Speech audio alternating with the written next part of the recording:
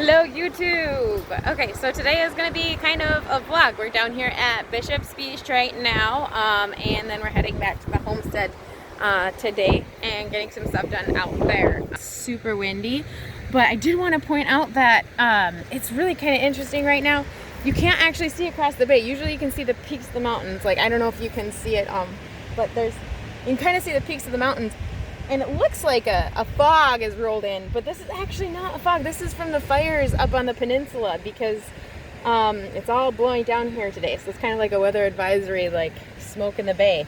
That's a good name, Smoky Bay. But yeah, so that's what this is, and that's what you're going to see in some of the B-roll from today in the intro. And then we'll be back at the homestead. Here we go.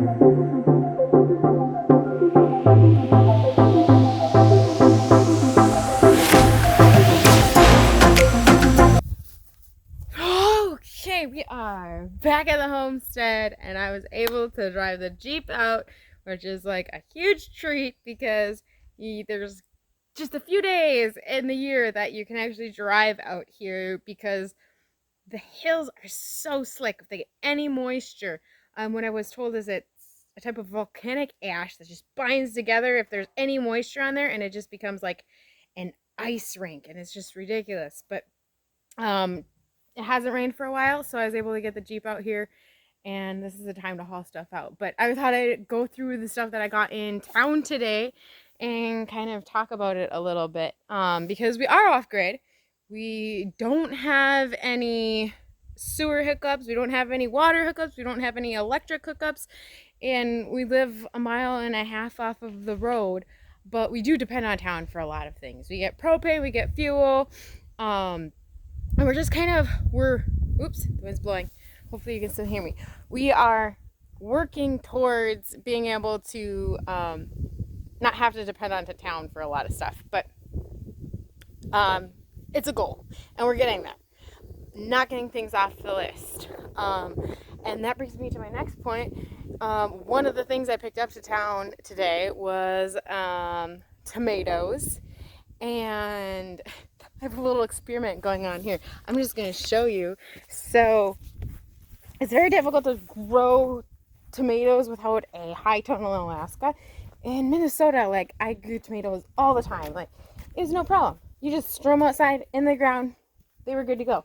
But here it gets too cold during the night. I was told if it's not at least 65 degrees, the tomatoes cannot actually reach their peak productivity. So I threw some in the ground the first year we were here, and they budded, but they didn't produce anything really. So this is my experiment right now. Is I grew these tomatoes inside, and then I had somebody have them in a greenhouse for a little while, and they are pretty small. But what I recently did to try and keep them outside, because we don't have enough room inside, is I lined this planter, and you can tell me if I'm crazy or not, but I lined this planter with bottles, recycled bottles, and I filled them with water. And then this is black, obviously. This is just a planter that I had from one of our friends. She was going to be getting rid of it. I was like, oh yeah, I'll take that. So I cover this at night. And so my thought there is that water absorbs a lot of energy or heat, and it holds it a lot better than any other material. And so my concept there is it absorbs the heat during the day, and then I cover it at night, and it will keep that heat in there and keep them warm. But they are budding. I do have little flowers, but we'll see if it actually works out. One thing we did get in town was fuel, and I got these beach rocks too. These are going to be going into Runa's sandbox. Another thing, I picked up like a little bit of produce, and oh yeah, I want to talk about taking advantage of the, like, it's really like awesome to be able to take advantage of natural resources. So another way that I've been trying to take advantage of the beach here is I got like a project going on over here. Lots of projects going on here. I asked Dakota to collect some seaweed for me, so he went down to the beach and he did that with Runa, and to try and make a fertilizer for my garden. We'll see how it goes. I'm going to go ahead and water the garden with that, and it probably stinks really bad right now. Not sure. Let's check it out. See. Woo! Oh yeah, I can smell it. This has been sitting for like 6. Ooh, that looks disgusting. Yeah. That's going on our future food. Oh. Okay. I should probably get the side-by-side over here and get that to the garden to water it. But another thing picked up from town today was chicken feed. And I have been fermenting the chicken feed to try and reduce our feed costs a little bit. But wind blowing. If you guys have any ideas of what to do to feed chickens, I am all ears. And then also the goat feed. Yeah, so another thing that I picked up in town today was trim from the grocery store. It's just a bunch of like old lettuce leaves or produce that's not up to par for them, and they just are going to be throwing it away, but we take it. I'll stop by in there whenever I'm in town and ask if they have trim, and if they do, then we get to take that home and feed it to our animals. And it's great, because otherwise it would be going into the dumpster, which is just ridiculous. But so that's one thing I picked up town, and I mean, that's pretty much a regular town run for us. And now that I am here next to the goats and everything, let me show you this. These guys. So last time I did a video, we did not have 3 of the goats we have now. We had twins, which are now 2 months old, and then we have a single that's now 3 months old. So the single was a little bit of a surprise. We didn't know she was pregnant. She did not look pregnant, but she was. I came out to the barn, or to the goat shed, and there was a little baby. And both mamas did awesome. We just let them go for it. We let them be, and they just did their thing, and I didn't have to do any pulling or anything, which I was so psyched about. I was pretty much like, I'm just going to let them be unless they look like they're in a lot of pain. And that's what we did, and that's what worked. They've been doing it for a lot longer than I have, so I have no business, just sympathy for them when they're going through that. Okay, let me show you guys here. So this is Lady, and that is Milky. Milky is about 2 months old now. And then Milky's sister, which these are both females, which is amazing because then I'm going to have future little milk goats. And everything is a mess over here because we are working on a fence for the goats. This is Milky. Or sorry, this is Cookie. And Cookie likes to crawl on my Jeep. Yeah. What are you doing up there? Yeah, you crawl on everything, don't you? So the other one we got here, this is our chicken coop, is Tiny. So this is Tiny and Missy, his mom. Now Missy, she's got a lot to add to. Lady, I attempted to milk and it went well, but we're working towards that. You only have so much time as a mom, and being on a regular schedule with the goats is very difficult. So I kind of just let the twins take over, and as soon as we get a better setup for them, I'm going to try and attempt to do milking, looking into it a little bit more before I take that on again. But it takes a lot of work to milk a goat. No one would have thought. But, well, okay, maybe some people would have thought.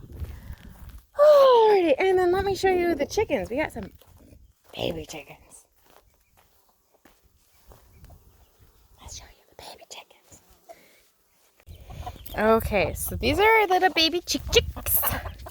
And these guys, so these ones are meat chickens. And there is 6 of them. And these 2 hens are 100% foster parents. They are actually co-parenting. It's quite entertaining. I don't know which chicks belong to which hens. I think they kind of just pass them back and forth, which, I mean, as a parenting option, that worked pretty slick. So what I did with them guys is those 2 hens were really, really broody. Like, I could not get them out of the nesting boxes. And I went into the local wagon wheel, picked up some sticks, snuck them underneath them at night, and they ended up taking care of them. I checked on them I checked on them a bit and just made sure that they were still being taken care of. But that was so awesome to be able to get those hens to be able to brood those chicks, because if you've ever attempted at raising chicks off grid, we did last summer and it was a nightmare. We were trying to do a water bottle method and switching out this water bottle every like 6 hours to keep them warm, and getting up every 6 hours in the night and doing it during the day. It was just so much work. It was awesome to be able to get those hens to adopt those guys. But now I have a kid screaming at me. Oh. Hey. What? Oh, look at Thor woke up too. Oh, man. Are you ready to go help me clean the house? No? Do you want a snack? Oh, yeah. Why don't we go inside and get a snack? And this guy's probably starving. You were just trying to eat a lot of beach sand. Yeah. Huh. What are you doing? Okay, so I think that's going to be a wrap for today. That is plenty of video. I need to get these guys inside and get fed and clean up the house. I hope you enjoyed the video. It is what it is. Let me know, comments, feedback, and keep it real.